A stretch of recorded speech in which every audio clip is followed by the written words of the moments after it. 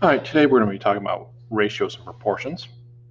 So we're going to determine whether two ratios form a proportion, and then also we're going to use proportions to solve problems.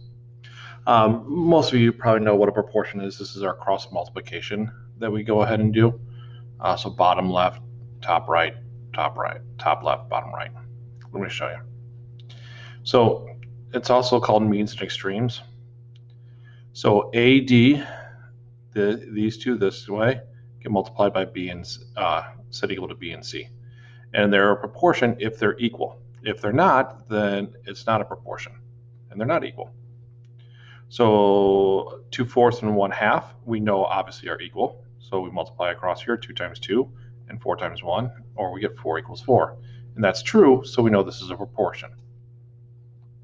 So how does that help us here? So here we go. We're going to use cross multiplication to see if these are a proportion.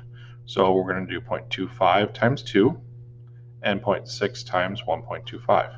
So we're going to multiply it this way and this way. So there are our x's, that x that we would go ahead and make. So 0.25 times 2 and 0.6 times 1.25.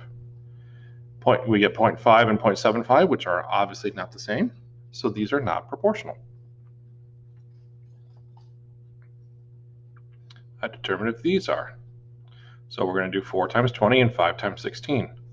4 times 20 and 5 times 16. 80 equals 80. Absolutely, these are proportional.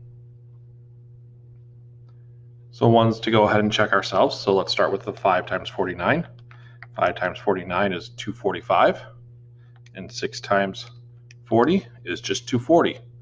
240 and 5 and 240 are not the same thing, so they are not proportional.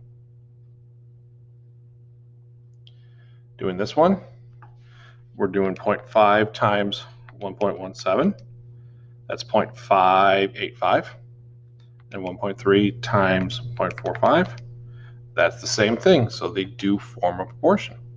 So all we're doing is just typing this in the calculator. These two, get your answer, and then these two, get your answer, and see if they're the same.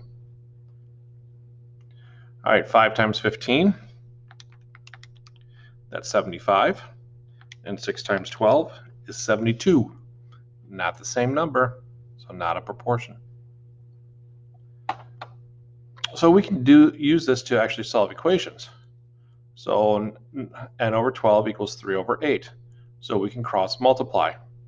So we're going to do n times 8 and then 12 times 3. And so we get 8n, which is 8 times n, and 12 times 3 is 36.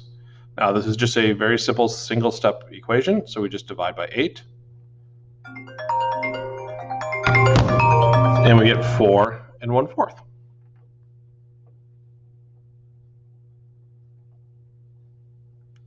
So here's another one. What are we going to multiply together? We're going to multiply 7 times x, and then we're going to do 8 times 35, which is 280. So 7x equals 280. Divide by 7, and we get 40.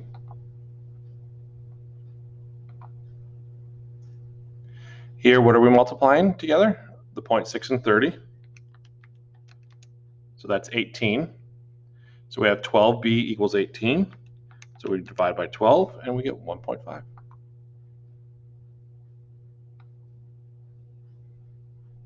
So what about on this one? 9 times 7 is 63. 10 times r, so it's 10r equals 63, or 6.3. And that's what I have for you today.